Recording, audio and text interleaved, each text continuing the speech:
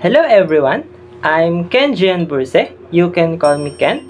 I'm a student from Technological University of the Philippines, Cavite Campus under the program of Bachelor of Science in Industrial Education major in Home Economics. So, welcome sa aking content and ang ating pag-aaralan for today o ang ating itatopic para sa inyo ay syempre, ano muna tayo? Subject, which is Science. Alam naman natin, 'di ba, na si science ay isang general subject mula elementary hanggang high school. So pinag-aaral natin ang science and syempre sa college meron din 'yan. Science is have a major na branches na tinatakel, which is the biology, chemistry, earth science, and physics. Ayun yung parang yun yung common sa mga mula elementary hanggang high school na pinag-aralan. And syempre, marami pa yung iba. And now, magpo-focus tayo sa biology. Ayan.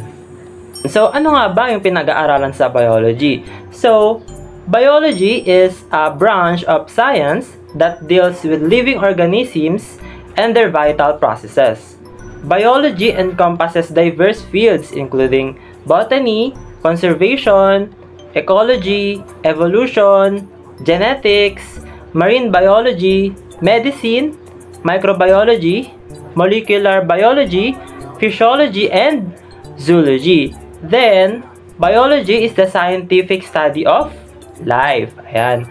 The word biology is derived from the Greek words bios, meaning life, and logos, meaning study. And it is defined as the science of life and living organisms. So, an organisms naman is a living entity consisting of one cell, example yung bacteria, or yung several cells including animals, plants, and fungi. Ayan. So, one branch of science is the human anatomy. Kaya, ayan yung i-discuss natin for this content, which is the major organ system of the body.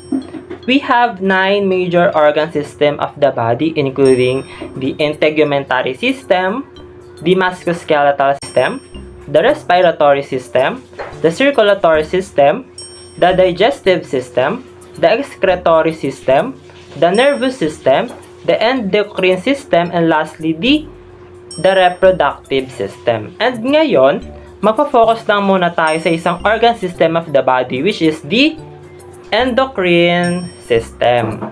Ayan.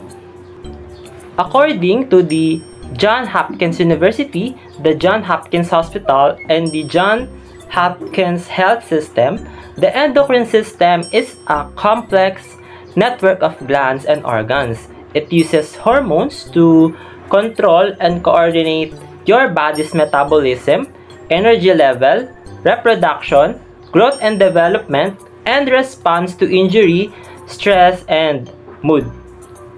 Endocrine glands release hormones into the bloodstream. This lets the hormones travel to cells in other parts of the body. The endocrine hormones help control mood, growth, and development, the way our organs work, metabolism, and reproduction. The endocrine system regulates how much of each hormone is released.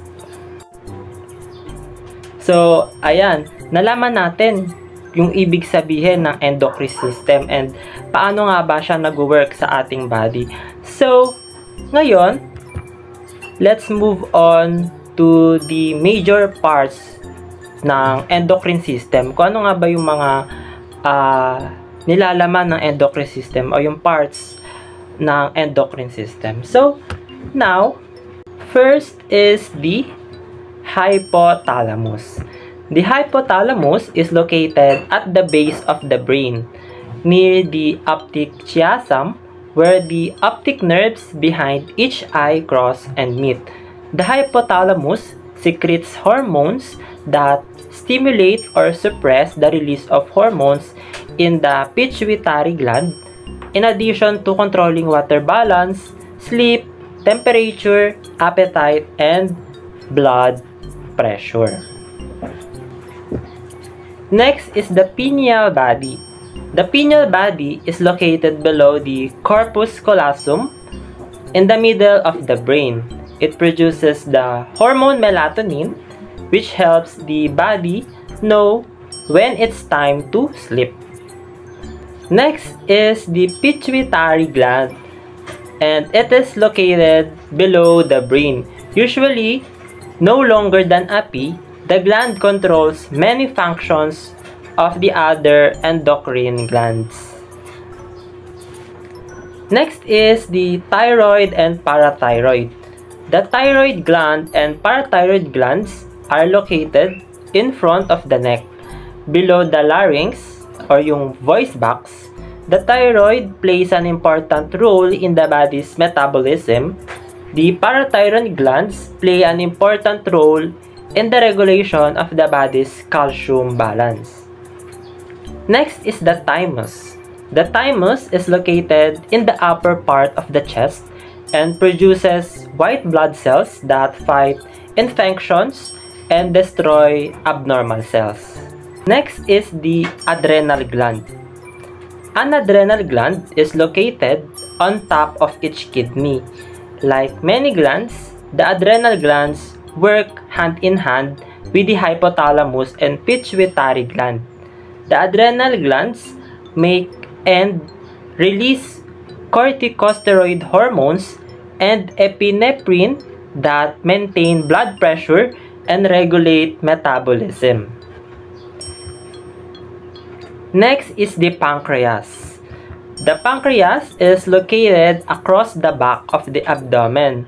Behind the stomach, the pancreas plays a role in digestion as well as hormone production.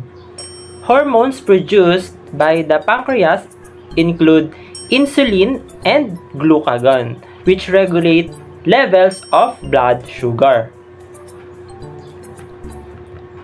Next is the two main reproductive system of the body, which is also part of the endocrine system, which is the ovary and testes.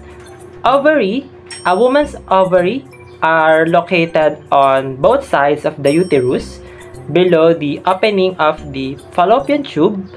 It is tubes that extend from the uterus to the ovaries.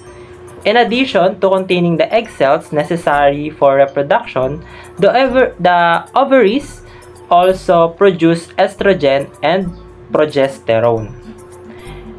And lastly, the testes. A man's testes are located in a pouch that hangs suspended outside the male body. The testes produce testosterone and sperm. Ayan, so the endocrine gland includes the hypothalamus, pineal body, pituitary, thyroid and parathyroid, thymus, adrenal gland, pancreas, ovary, and testes.